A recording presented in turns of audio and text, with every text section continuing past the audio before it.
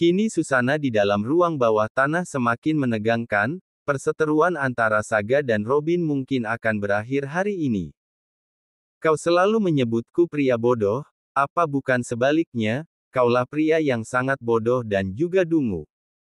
Perkataan dari Saga telah membuat Robin semakin naik pitan. Diam kau brengsek, bentaknya dengan tangan di kepal. Kini giliran Saga yang tertawa terbahak-bahak. Kau yakin bisa membuatku masuk ke dalam jeruji besi? Hah? Kau itu terlalu naif Robin, kau kira para polisi begitu bodohnya bisa percaya dengan kata-kata seorang penjahat seperti kalian ini? Hah? Cek, cek, cek, dasar otak udang. Saga seolah telah mengejek Robin dan juga Baron. Baron dan Robin pun menjadi sangat kesal atas sikap Saga yang terlalu percaya diri dan meremehkan mereka berdua. Sudahlah Saga, kau jangan kebanyakan ngoceh, di sini tidak ada yang bisa membelamu, para penegak hukum pasti akan percaya dengan perkataanku dan juga Tuan Baron, akan banyak saksi yang akan memberatkanmu. Balasnya tidak mau kalah. Oh ya, kita lihat saja nanti. Jawabnya sambil tersenyum lebar. Kemudian dari lantai dasar terdengar seperti suara tembakan peluru. Otomatis Baron dan juga Robin merasa sedikit panik. Saga yang melihat ekspresi wajah Robin dan Baron, ia malah tersenyum sambil mengejek. Bagaimana, suka tidak dengan kejutan yang aku bawa hari ini? Apa maksudmu Saga? Tanya Robin terlihat cemas. Sudahlah Robin, tempat ini sudah dikepung oleh pihak dari kepolisian, dan percakapan kita saat ini sudah direkam oleh mereka. Aku telah dipasangkan alat penyadap sebelum tiba di tempat ini. Jawabnya dengan bibir yang melebar. Mendengar Saga berkata seperti itu, Robin pun tidak terima, hingga akhirnya ia mendekati Saga lalu berusaha untuk memukulinya. Dasar pria brengsek dan juga licik kau, rasakan ini. Umpatnya sambil melayangkan tangannya untuk memukul Saga. Beruntungnya Saga berhasil menepisnya dan kini malah Robin yang terkena pukulan telak dari Saga. Baf, baf, baf. Saga tiada hentinya memukuli tubuh Robin, sedangkan Tuan Baron hanya bisa berdiam diri, ia masih tidak percaya jika riwayat hidupnya akan tamat hari ini.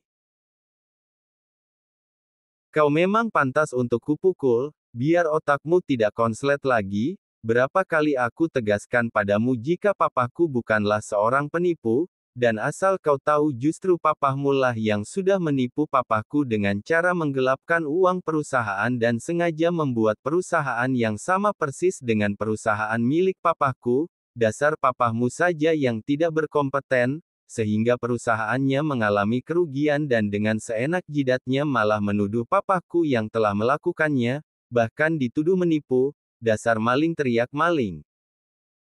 Sungutnya sengaja berkata kasar agar Robin segera menyadari kebohongan papahnya yang sengaja diterapkan padanya selama ini, sehingga timbul kebencian yang teramat dalam pada dirinya terhadap keluarga Shailendra, khususnya Sagara.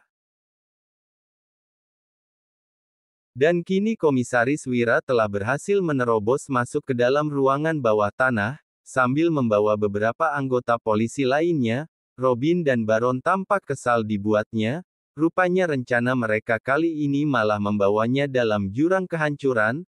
Kini Robin dan juga Baron tidak bisa mengelak lagi karena barang bukti berupa obat terlarang berhasil diamankan, tidak lupa para wanita yang terlibat prostitusi telah diamankan oleh polisi, sedangkan Dewi masih belum sadarkan diri. Rupanya Baron sengaja menyuntikkan obat terlarang ke dalam tubuhnya dengan dosis yang tinggi, sehingga mau tidak mau Dewi dilarikan ke rumah sakit.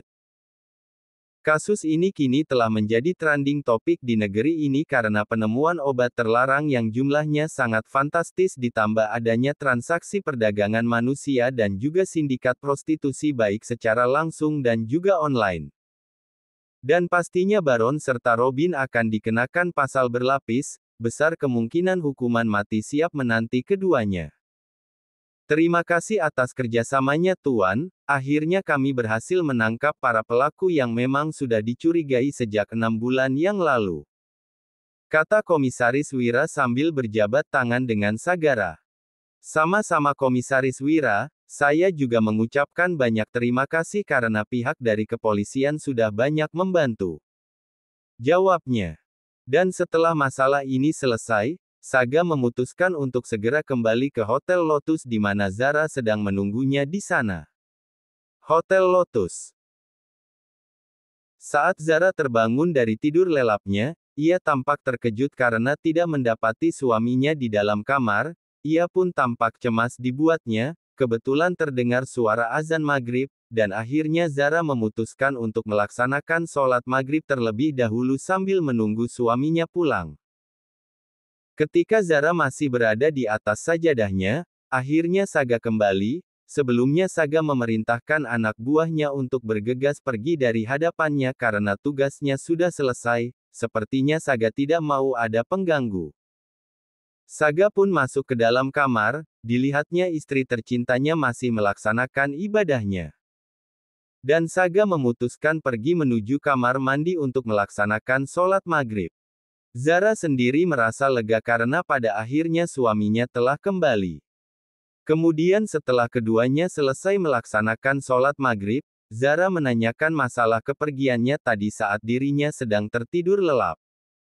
"Mas, kau tega sekali meninggalkan aku seorang diri di sini," protesnya sambil mengerucutkan bibirnya. "Maaf sayang, aku terpaksa melakukan ini semua demi kebaikanmu, dan aku tidak mau sampai terjadi sesuatu padamu dan juga calon bayi kita. Kau tahu kan jika aku pernah kehilangan seseorang yang sangat aku cintai." Zara pun mengangguk pelan, kemudian ia menggenggam kedua tangannya. "Aku bisa memahamimu Mas. Akulah yang salah, karena telah ceroboh dan tidak berpikir panjang, jika dampaknya akan membuatmu menjadi seperti ini," sahutnya penuh rasa penyesalan. "Tidak apa-apa kok sayang, asal jangan sampai kau ulangi lagi hal seperti ini, kalau tidak, kau akan aku beri hukuman," ancamnya sambil mengulum senyumnya yang mengembang. Zara sendiri sudah tahu hukuman seperti apa yang akan ia dapatkan. "Iya Mas, aku kapok dan gak akan kayak gini lagi, lantas bagaimana dengan Dewi? Apa dia baik-baik saja?" tanyanya cemas. "Dewi telah dicekoki obat terlarang oleh Tuan Baron, tapi beruntungnya keburu tertolong karena telah mendapatkan penanganan oleh tenaga medis. Sekarang kau tidak perlu khawatir lagi sayang, Dewi pasti baik-baik saja." Lalu Zara memeluk suaminya, dan ia terus mengucapkan kata terima kasih padanya karena sudah menyelamatkan nyawa sahabatnya. Jadi cuma dipeluk doang nih. Lo emangnya mau apa lagi Mas?" tanyanya terlihat bingung. "Ya, apa kek yang bisa membuat aku senang? Masa hadiahnya cuma dipeluk doang?" Kali ini Saga sengaja ingin menggoda istrinya. Kemudian Zara memberanikan diri mengecup kedua pipi suaminya. "Loh kok cuma pipi doang, yang ini enggak?" protesnya sambil menunjuk ke arah bibir. Zara malah menggeleng, dan tertunduk malu, sehingga membuat Saga semakin gemas dibuatnya, dan pada akhirnya Saga sudah tidak tahan untuk tidak menyentuh istrinya malam ini. "Kia, Mas Saga mau ngapain sih? Buka baju kamu lah sayang, ayo cepat lepaskan kancingnya," pintanya memaksa. "Enggak mau, baru juga tadi malam kau meminta jatah, masa sekarang minta lagi sih?" Zara malah menyilangkan kedua tangannya di atas dadanya. Eits, melayani seorang suami dalam bersenggama merupakan kewajiban yang harus dikerjakan istrinya, kecuali ada alasan yang dapat dibenarkan menurut syara seperti sedang haid. Apabila istri menolak ajakan suami maka para malaikat akan melaknatnya. Ingatlah sayang jika surga seorang istri yang taat adalah suaminya. Kali ini Saga menjelaskan kepada Zara agar dirinya bisa memahami keutamaan tugas seorang istri. Zara sempat tercengang atas perkataan dari suaminya. "Mas, sejak kapan kau tahu isi kandungan surat Al-Baqarah ayat 223? Apakah kamu mulai memperdalam ajaran agama Islam?" Saga malah tersenyum senang saat istrinya bertanya seperti itu. "Aku hanya ingin menjadi manusia yang lebih baik lagi sayang, contohnya dengan memperdalam ilmu agamaku dan mempertebal keimananku. Kuakui jika sedari dulu aku selalu melalaikan kewajibanku sebagai seorang umat muslim, dan mulai saat ini bersamamu, aku hanya ingin menjadi pribadi yang lebih baik lagi, karena yang aku inginkan adalah kita berjodoh sampai jannah. Jawabnya sambil menatap sendu wajah istrinya. Masya Allah, aku tidak menyangka dirimu bisa berubah seperti ini Mas, semoga doa dan harapan kita terkabul. Ucapnya dalam hati. Pagi ini Saga mulai kembali beraktivitas seperti biasanya, sedangkan Zara sibuk mempersiapkan perlengkapan bayi yang sebentar lagi akan segera terlahir ke dunia ini. 2 bulan lagi kita akan bertemu nak, sehat selalu ya di dalam perut bunda. Zara terus saja mengelus perutnya yang semakin membuncit, semenjak peristiwa yang terjadi 3 bulan yang lalu, Zara seperti terpenjara, karena Saga mulai posesif akan keselamatan sang istri, bahkan jika keluar rumah pun harus bersama dengan dirinya, karena bagi Saga, hanya dirinya seoranglah yang bisa melindungi istrinya. Apalagi nanti siang jadwal periksa kehamilan Zara, dan tentunya Saga tidak ingin melewatkan momen itu, ia selalu ingin melihat bayinya dalam layar monitor USG, baik Saga dan juga Zara, mereka sengaja tidak ingin tahu jenis kelamin bayi mereka, biarlah nanti menjadi sebuah kejutan di saat melahirkan nanti.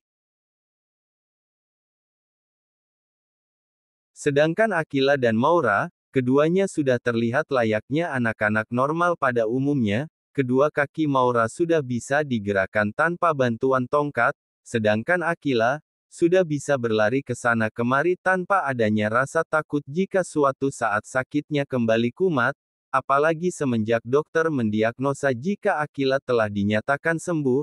Ray sendiri setiap weekend selalu menyempatkan diri untuk mengunjungi Akila dan mengajaknya jalan-jalan bersama. Pernah pada saat itu Maura diajak oleh Ray, tapi Maura menolaknya. Ia tidak ingin mengganggu kebahagiaan ayah dan anak yang baru saja saling bertemu. Biarlah mereka berdua bahagia dengan momen indah yang telah mereka ciptakan sendiri. Setelah jam makan siang, Zara dijemput oleh suaminya untuk segera pergi ke dokter kandungan, di mana dokter Vanessa sudah menunggunya di rumah sakit. Selama dalam perjalanan, Saga terus saja mengusap perut istrinya yang buncit. Wah, aku ditendang, rupanya kau tahu ya jika papa sedang berada di dekatmu. Ujarnya tersenyum puas. Ya pasti tahulah mas, kan ditengok terus sama kamu mas, hampir tiap hari malah. Jawabnya cukup geram. Seketika Saga malah tertawa kecil sambil menggaruk kepalanya yang tidak gatal. Memangnya kenapa sayang? Gak ada masalah kan? Kata dokter Vanessa juga harus sering ditengok sama papahnya, buatku itu sebuah kata yang paling indah seumur hidupku. Mendengar suaminya berkata seperti itu, Zara malah menyunggingkan bibirnya. Itu sih maunya kamu. Nah, itu tahu. Sudah jangan banyak protes, nikmati saja prosesnya. Biar nanti persalinanmu lancar, jujur aku malah takut saat menghadapi hal itu. Ucapnya tiba-tiba saja termenung. Kemudian Zara menatap lekat wajah suaminya, ia terlihat sedih. Kamu kenapa mas? Harusnya kan kamu tersenyum bahagia, karena sebentar lagi akan bertemu dengan bayi kita, kok kamu malah sedih? Saga yang terlihat menundukkan kepalanya, kemudian mencoba untuk bisa menatap wajah istrinya yang terus memandang ke arahnya. Aku takut akan peristiwa saat Naura melahirkan Maura dulu, dan jujur saja aku trauma dengan peristiwa hal itu. Lalu Zara tersenyum tipis, ia mencoba untuk memberikan sedikit pengertian terhadap suaminya. Mas, kau harus bisa dan siap menerima takdir dari Allah, setiap makhluk hidup pasti akan kembali lagi padanya, apapun yang akan terjadi nantinya padaku, kau harus ikhlas karena aku pun akan ikhlas menerima semua takdir dari Allah. Jawabnya cukup membuat Saga sedikit mengerti. Tapi tetap saja itu semua begitu menyakitkan, dan aku tidak ingin kehilangan kamu, nanti saat kau melahirkan aku ingin berada di sisimu, menemani dirimu saat proses lahirnya anak kita. Pintanya sambil menatap lekat wajah istrinya yang terlihat semakin cantik. Aku senang Mas mau menemaniku saat proses persalinan nanti, aku pasti akan bisa melewati semua ini, dan kita akan hidup bahagia bersama ketiga anak kita nantinya. Jawabnya penuh harap. Hingga pada akhirnya Saga dan Zara saling berpelukan di dalam mobil yang sedang melaju menuju arah rumah sakit. Setibanya di rumah sakit, Saga dan Zara bergegas menuju ruangan sang dokter. Selamat pagi Tuan dan Nyonya Sagara Mahendra, akhirnya kalian tiba di sini tepat waktu, jadi aku tidak harus menunggu lama menantikan kedatangan kalian berdua. Oh iya, bagaimana dengan kabar Anda Nyonya? Apakah ada keluhan dengan kandungan Anda?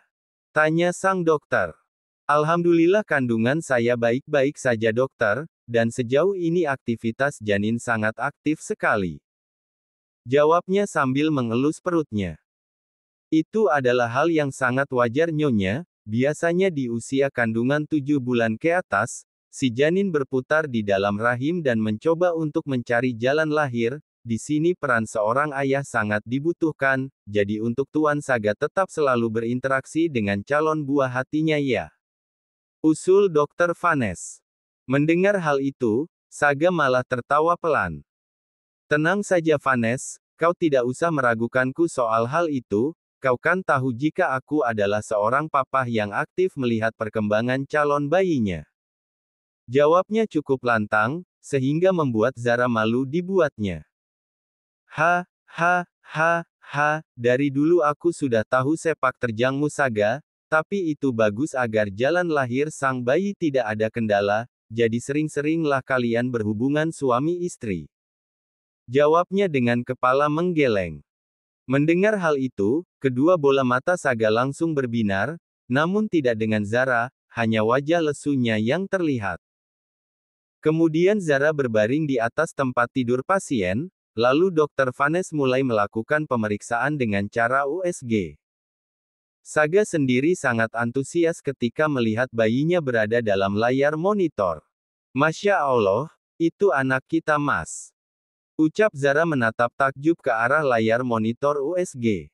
Wah, bayi kalian lumayan besar juga bobotnya, dan rambutnya juga tebal.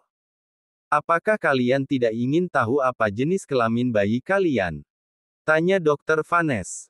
Tidak usah dokter. Jawab Zara dan Saga secara berbarengan. Ya sudah terserah kalian saja. Biar nanti jadi kejutan saja saat lahiran nanti. Jawab Zara dengan wajahnya yang merona. Wah, ide yang bagus itu. Semoga sesuai yang kalian harapkan ya. Jawabnya. Setelah selesai pemeriksaan, Dr. Vanessa menuliskan beberapa resep vitamin untuk ibu dan juga janin di dalam perut. Nyonya Zara, mulai ke depannya perbanyak aktivitas fisik seperti contohnya berolahraga, tapi olahraga yang tidak terlalu berat, misalnya senam untuk ibu hamil dan lain sebagainya. Baik dokter, saran dari Anda akan saya coba laksanakan untuk kedepannya. Syukurlah, semoga nanti proses persalinan Anda lancar ya. Ucap Dr. Vanes. Baiklah kalau begitu kami permisi dokter. Balas Zara. Dr. Vanessa pun mengangguk, kemudian ia mengantarkan Zara dan Saga ke depan pintu keluar ruangannya. Oh iya Saga, apakah kau mendapatkan surat undangan reuni dari kampus? Tanya Dr. Vanes. Ya, aku dapat undangan itu tadi pagi. Jawabnya singkat. Acaranya minggu depan kan, apakah kau berencana untuk datang ke sana? Saga malah mendesah kasar saat Dr. Vanes bertanya seperti itu. Entahlah Vanes, aku masih mempertimbangkannya antara datang atau tidak. Kemudian Dr. Vanessa malah memicingkan matanya. Hei Saga, apakah kau takut bertemu kembali dengan mantan kekasihmu itu? Perkataan dari Dr. Vanessa sontak membuat Zara terkejut dibuatnya. Kau jangan mengkaitkan diriku dengan masa laluku yang konyol itu, mana mungkin aku tidak datang cuma gara-gara wanita itu, kau jangan asal tuduh. Jawabnya kesal. Kalau kau tidak ada masalah dengan hal itu, kamu usahakan datanglah Saga, aku pun dan rekan yang lainnya akan datang ke sana. Jawabnya sangat yakin. Baiklah, Aku akan datang bersama dengan istriku, kau jangan pernah bahas soal mantanku itu. Kalau tidak, akan aku lakban mulutmu yang sangat menyebalkan itu. Jawabnya geram. Kenapa aku menjadi penasaran akan mantan kekasihnya Mas Saga saat kuliah dulu, kira-kira seperti apa sosoknya? Ucapnya dalam hati.